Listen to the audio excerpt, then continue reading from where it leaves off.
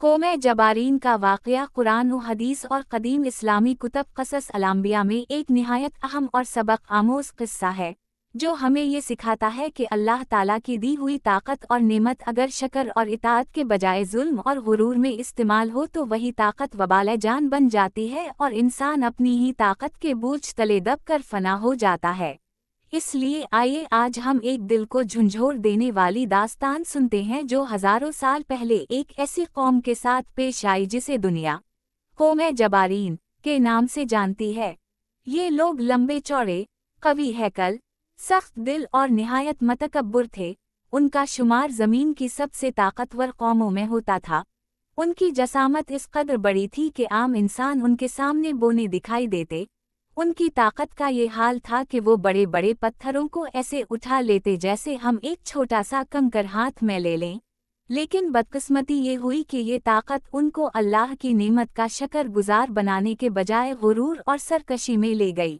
वो दूसरों पर जुल्म ढाते, कमज़ोरों को सताते, अपने इलाके में आने वाले अजनबियों को गुलाम बना लेते। उनके दिलों में रहम ख़त्म हो चुका था और ज़ुबानों पर तकब्बुर और गुरूर की सख्ती गालिब थी।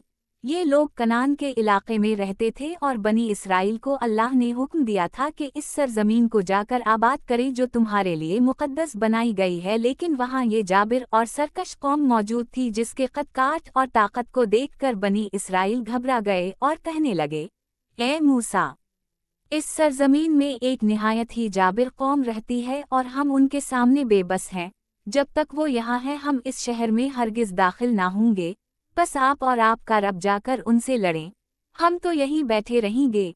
ये अल्फाज मूसा अलैहिस्सलाम के दिल पर तीर की मानिंद लगे, क्योंकि अल्लाह ने इन्हें हुक्म दिया था कि वो अपनी कौम को लेकर इस सरजमीन को फतह करें, लेकिन बनी इसराइल का जवाब ये जाहिर कर रहा था कि वो ईमान की बजाय खौफ और कमज़ोरी को तरजीह दे रहे हैं।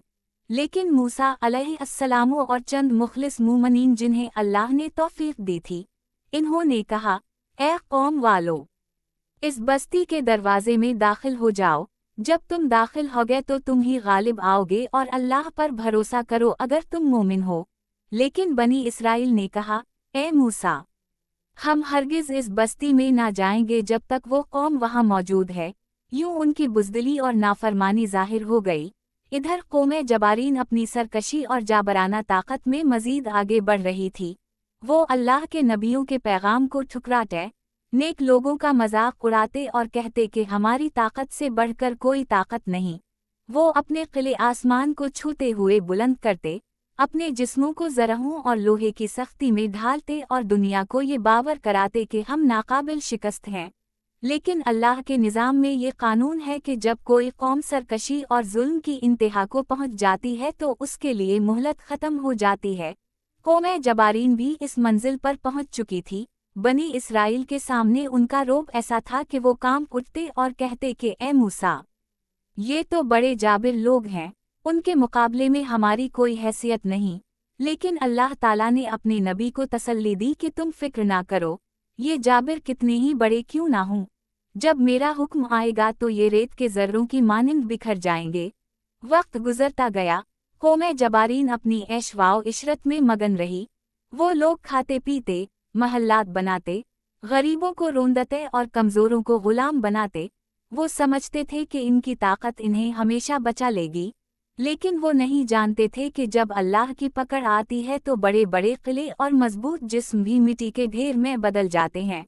अल्लाह ताला ने उन पर अपना अजाब नाज़िल किया। उनके ऊंचे महल्लात ज़मीन बोस हो गए। उनके जिस्म जो पहाड़ की मानिंद मजबूत थे, ज़मीन पर गिरे तो गोया तनके की तरह टूट गए। उनकी बस्तियों में हो का आलम छा गया। शोर वाव हंगामा करने वाले जाबिर इस तरह ख़त्म हो गए कि गोया कभी मौजूद ही ना थे। बनी इसराइल ने जब देखा कि वो कौम जिससे वो डरते थे, अल्लाह ने उसे सफ़ा हस्ती से मिटा दिया है तो इन्हें अबरत हुई, लेकिन साथ ही उनके लिए ये सज़ा भी आई कि चूँकि इन्होंने अल्लाह के हुक्म की नाफरमानी की थी और इस मुक़द्दस सरजमीन में जाने से इनकार किया था, इसलिए इन्हें 40 साल तक भटकने की सज़ा मिली। वो लोग सहराए सीना में 40 बरस तक भटकते रहे। ना वो किसी शहर में दाखिल हो सके और ना ही सुकून पा सके। दिन का वक्त सख्त धूप में गुजरता और रात का वक्त सर्द हवाओं में। यूं इन्होंने अल्लाह की नाफरमानी का खमियाजा भुगता। ये पूरी दास्तान हमें ये सबक देती है कि कौम जबारीन की तबाही सिर्फ उनकी ताकत के गुरूर की वजह से नहीं बल्कि उनके जुल्म और सरकशी की वजह से थी। वो अपने आप को खुदा के बराबर समझने लगे थे। वो समझते थे कि कोई उन पर गालिब नहीं आ सकता, लेकिन अल्लाह ने इन्हें दिखा दिया कि ज़मीन व आसमान का मालिक सिर्फ वही है। जब वो पकड़ करता है तो कोई ताकत बचा नहीं सकती। कौम जबारीन का अंजाम आज भी हमारे लिए निशाने अबरत है। चाहे कोई फर्द हो या कौम, अगर वो ताकत और दौलत के नशे में चोर होकर दूसरों पर जुल्म करे, कमज़ोरों को दबाए, अल्लाह के हुक्म से मुंह मोड़े और गुरूर व तकब्बुर को अपनी राह बनाए, तो वो अपनी तबाही को खुद दावत देता है। ये कहानी हर ज़माने के इंसान के लिए एक पैगाम है कि ताकत, दौलत और शान व शौकत हमेशा नहीं रहती। हमेशा बाकी रहने वाली चीज़ अल्लाह की ज़ात है और इसकी इताअत ही इंसान को इज़्ज़त और बका देती है। कौम जबारीन की दास्तान सुनकर हमें अपने दिलों में ये अज़्म पैदा करना चाहिए कि हम अल्लाह की नाफरमानी और गुरूर से बचें, दूसरों के साथ अदल और रहम का बर्ताव करें और अल्लाह की दी हुई निमतों का शक्र अदा करें, क्योंकि जब इंसान शक्र गुजारी के बजाय सरकशी इख्तियार करता है तो वो चाहे कितना ही बड़ा क्यों ना हो, एक लम्हे में नेस्त व नाबूद कर दिया जाता है। बस ऐ सुनने वालों, ये कहानी महज पुराने ज़माने का किस्सा नहीं बल्कि एक आईना है जो हमें आज भी दिखाता है कि अल्लाह की ज़मीन पर अल्लाह के हुक्म के बग़ैर ताकत और जबर हमेशा कायम नहीं रह सकता। इसलिए अपनी ज़िंदगी को ईमान, इताअत, शक्र और अदल के साथ गुजारो ताकि हम उन कौमों की तरह बर्बाद ना हों जो अपने गुरूर और जुल्म की वजह से मिटा दी गईं।